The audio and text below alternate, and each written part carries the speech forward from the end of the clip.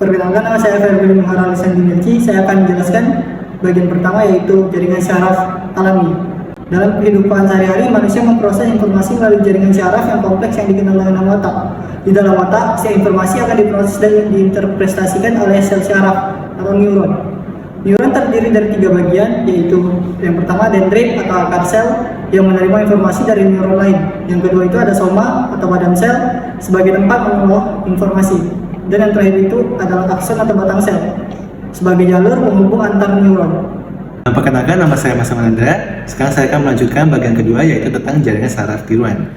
Jadi sebelumnya sudah dijelaskan bahwa jaringan saraf alami itu digunakan oleh manusia untuk memproses data, yang dimana manusia memproses data melalui neuron atau sel saraf yang ada di otak. Nah, konsep itu kemudian dimatematikkan atau digeneralisasikan ke dalam sistem komputer untuk menjadi jaringan saraf tiruan.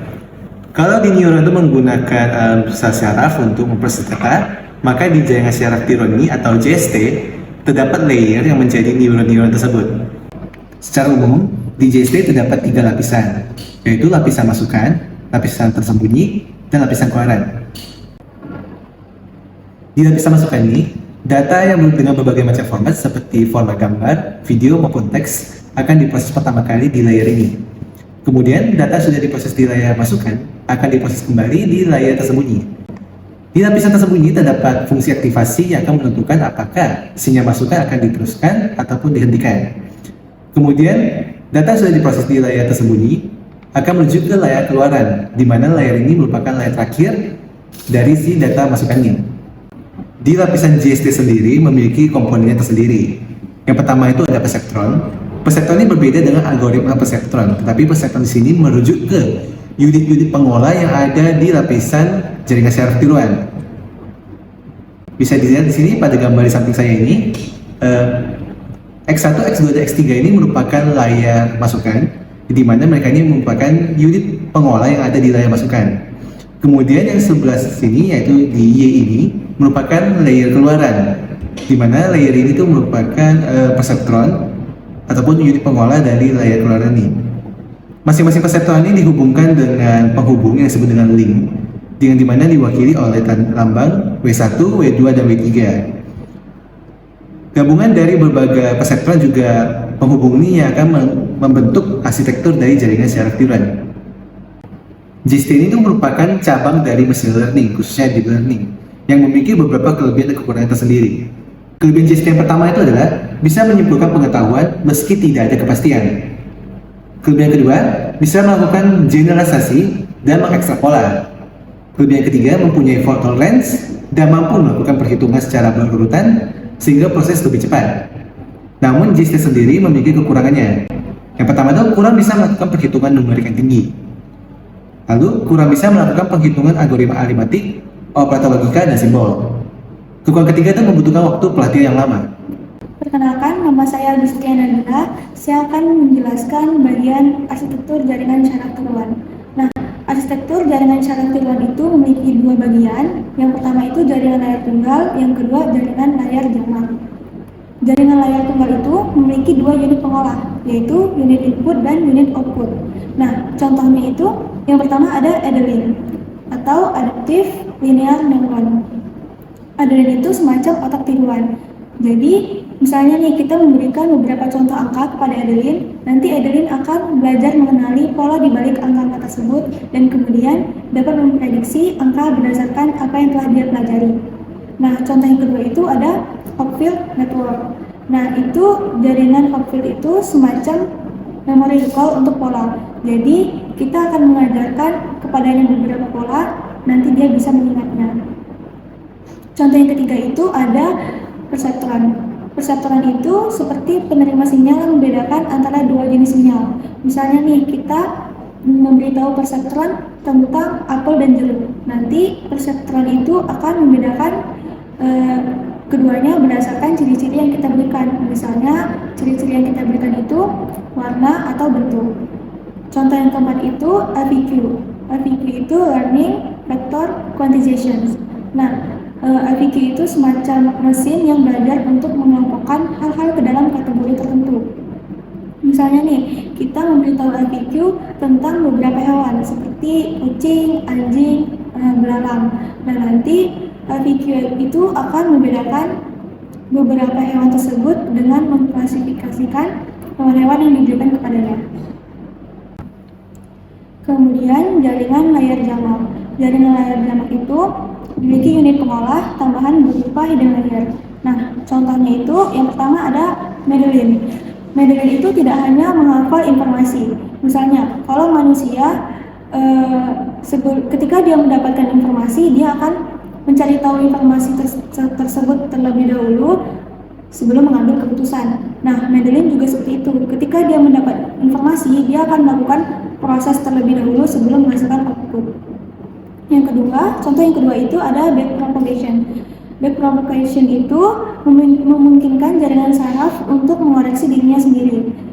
Sama seperti manusia, ketika melakukan kesalahan, dia akan mengoreksi dirinya sendiri seiring berjalannya waktu. Nah, kalau backpropagation itu, dia akan mengoreksi dirinya sendiri seiring berjalannya waktu. Jadi, dia akan melakukan pengulangan dan memberikan jawaban yang lebih baik untuk peningkatan kerjanya secara bertahap. Contoh yang ketiga itu ada neokognitron. Neokognitron itu seperti otak visual. Jadi sama seperti otak manusia bisa menginterpretasikan gambar atau melihat objek-objek yang rumit. Nah, neokognitron itu dia dapat memahami pola-pola kompleks. Jadi dia memiliki lapisan tersembunyi yang membantu dalam mengenali dan memahami pola visual yang kompleks. Dalam arsitektur jaringan syaraf tiruan terdapat jaringan recurrent atau kompetitif, yaitu unit pengolah dapat menjadi masukan kembali untuk unit pengolah tersebut. Contoh yang pertama itu ada BAM, Bidirectional Associative Memory. BAM ini diibaratkan sebagai memori dua arah.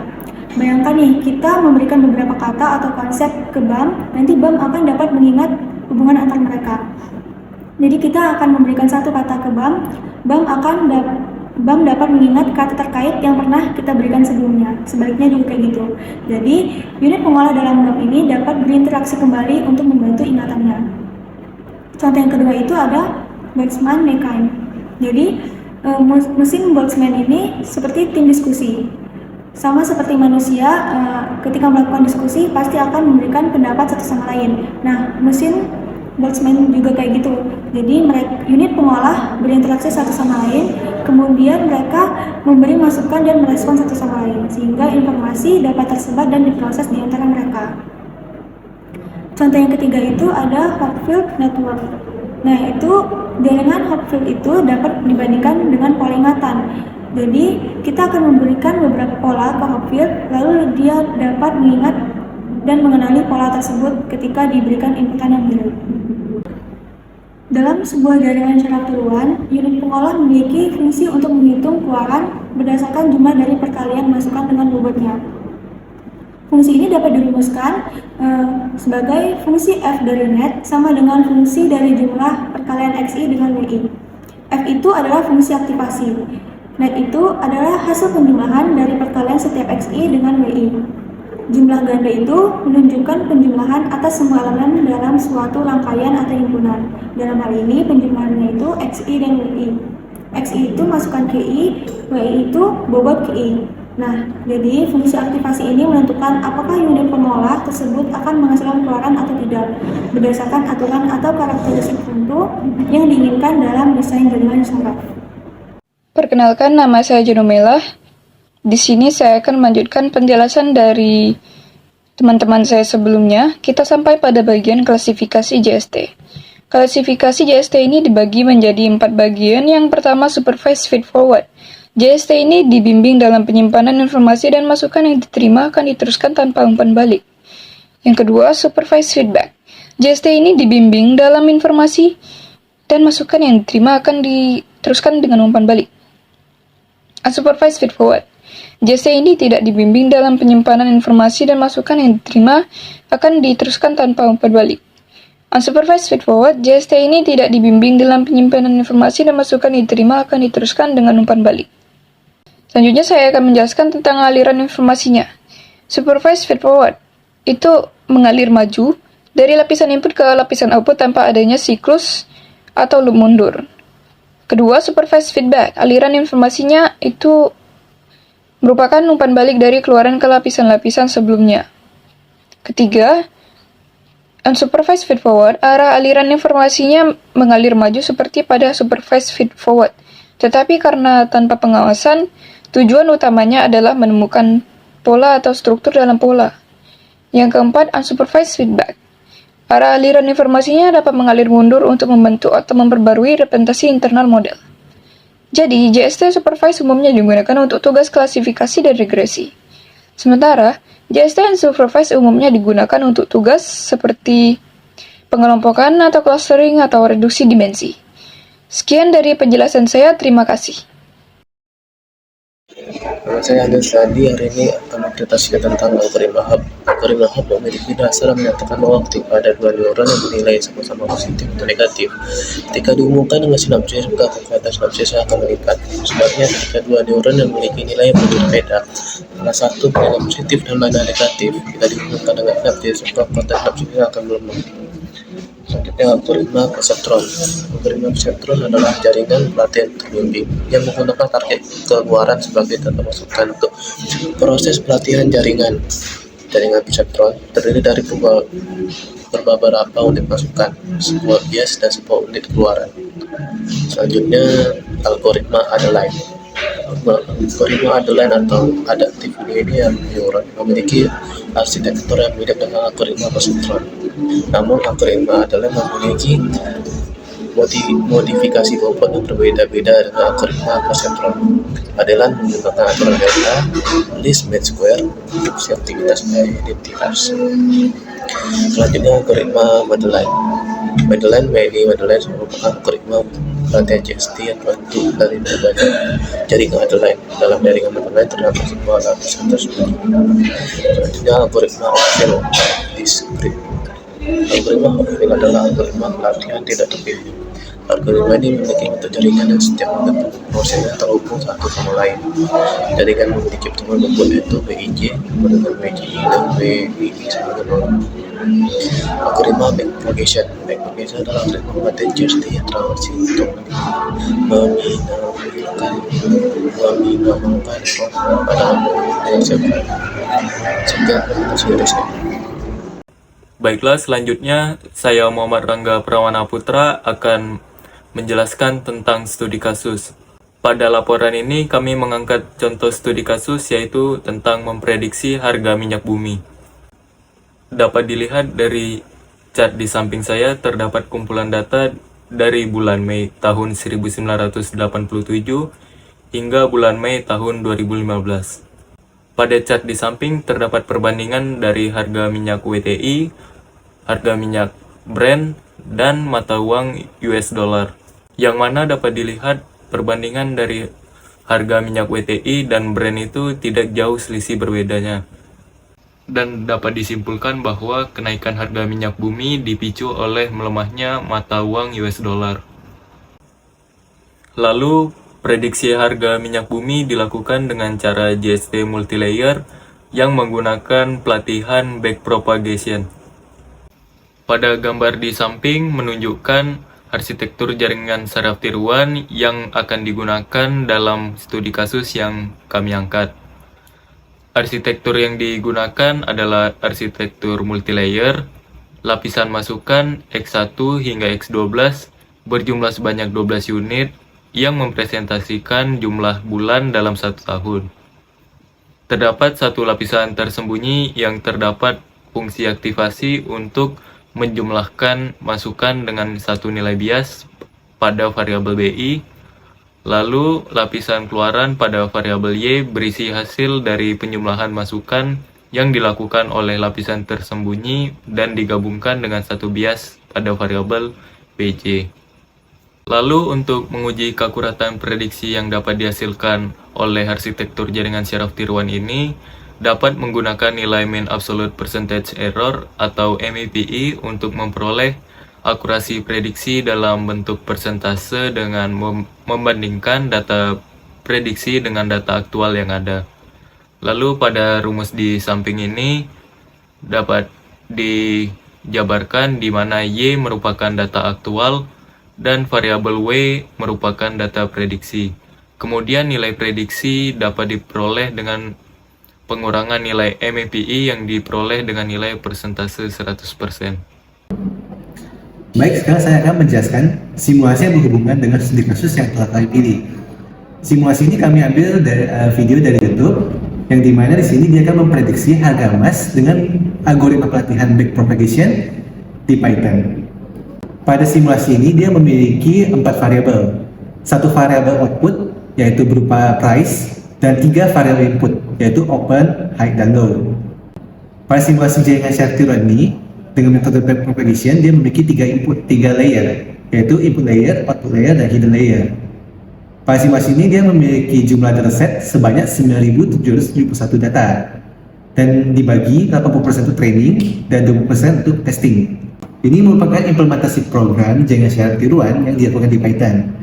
Di sini dia pertama melakukan input library, kemudian program akan membaca dari dataset yang telah kita temukan sebelumnya.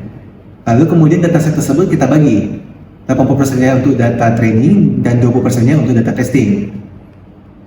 Kemudian kita akan membuat model dari jaringan secara tiruannya. Di layer pertama itu dia memiliki sebanyak 3 node karena dia menggunakan 3 variabel input. Kemudian dia memiliki 9 buah lapisan tersembunyi. Lapisan masukan dan lapisan tersembunyi menggunakan fungsi aktivasi ReLU.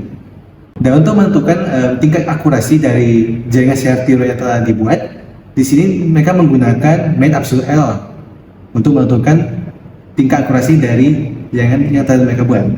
Kemudian di sini bagian program ini adalah bagian dari training datanya.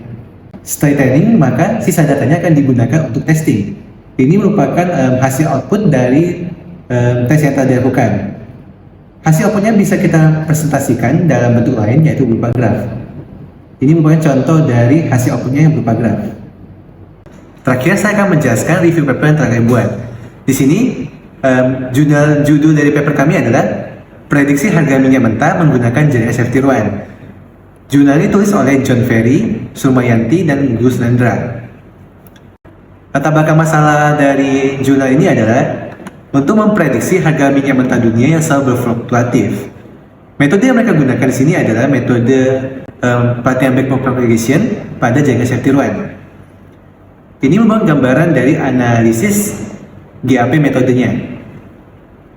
Pertama, mereka akan mengumpulkan datanya, lalu pre-processing data, lalu kemudian data tersebut akan diganti menggunakan backpropagation, lalu di backpropagation itu akan dibagi menjadi data training, nilai alpha, dan hidden neuron. Kemudian nilai alpha dan hidden neuronnya akan digunakan pada data testing. Dan kemudian dari data testing tersebut dapat dicari akurasi dan juga hasil prediksinya. Kemudian bagian dari masalah penelitian dan juga landasan teori. Yang pertama itu adalah pada tahun 2015, pemerintah Republik Indonesia membuat regulasi untuk mencabut subsidi dari bahan bakar minyak mentah, sehingga berdampak pada kenaikan harga minyak di Indonesia. Kemudian pada April 2011, terjadi penyusutan pada kisaran mata uang USD dari 909 menjadi 117 per barel. Kemudian menyusutnya stok minyak mentah Amerika Serikat, sehingga juga berdampak pada meningkatnya harga minyak mentah dunia. Lalu sini ada penelitian yang berhubungan. Di sini penelitian berhubungan kami ambil dari jurnal Untoro 2020 yang berjudul Prediksi Harga Saham dengan Menggunakan Jaringan Secara Tiruan. Kemudian kita akan ke metode yang diusulkan. Metode yang diusulkan oleh paper ini adalah yaitu menggunakan backpropagation karena memiliki beberapa kelebihan. Yang pertama, metode ini relatif mudah untuk diimplementasikan. Yang kedua, metode ini dapat digunakan untuk melatih jaringan secara tiruan yang memiliki banyak lapisan tersembunyi. Dan metode ini menghasilkan prediksi yang akurat. Namun metode ini memiliki kelemahannya. Yang pertama, membutuhkan waktu yang lama untuk pelatihan. Dan metode ini akan menghasilkan prediksi yang tidak akurat jika terjadi perubahan pada data. Analisis perbedaannya antara PYB atau penelitian berhubungan dengan MYB atau metode yang berhubungan. Yaitu, pada metode yang berhubungan, peneliti menggunakan MSE atau mean square error untuk menguji tingkat keakuratan. Sedangkan pada paper kami review, dia menggunakan metode MAPE atau mean absolute percentage error untuk menguji tingkat akurasi dari jaringan yang telah dibuat. Tahap penelitiannya, yang pertama itu ada pengumpulan data. Pada tahap ini, data harga minyak mentah akan dikumpulkan dari berbagai sumber. Kemudian tahap kedua itu pre-processing data. Pada tahap ini, harga minyak telah diubah menjadi vektor inputan. Tahap ketiga, pembentukan jaringan safety ruan. Tahap keempat, ada melatihnya. Dan tahap kelima ini adalah melakukan pengujian. Dataset yang mereka gunakan itu didapat dari tahun 2018 hingga 2020. Dan ini merupakan hasil penelitiannya. Berupa diagram graf seperti ini. Yang graf merah ini adalah nilai aslinya atau nilai yang sudah diprediksi. Dan nilai biru ini adalah nilai yang hasil prediksi dari jaringannya. Kesimpulan yang didapat adalah yang pertama, metode prediksi harga minyak mentah menggunakan jaringan syaraf tiruan dengan metode pelatihan backpropagation dapat menghasilkan prediksi yang akurat. Jumlah neuron tersembunyi pada jaringan syaraf tiruan ini memiliki nilai optimal sebanyak 12 neuron. Dan untuk meningkatkan akurasi prediksi harga minyak mentah, ada beberapa cara yang dapat dilakukan. Yang pertama itu menggunakan data harga yang lebih banyak. Yang kedua menggunakan berbagai parameter. Dan yang ketiga adalah menggunakan metode backpropagation yang lebih optimal. Sekian penjelasan dari kelompok kami mengenai jaringan syaraf tiruan. Mohon maaf untuk segala kekurangan. Kami tutup dengan wabillahi taufiq wal hidayah. Assalamualaikum warahmatullahi wabarakatuh.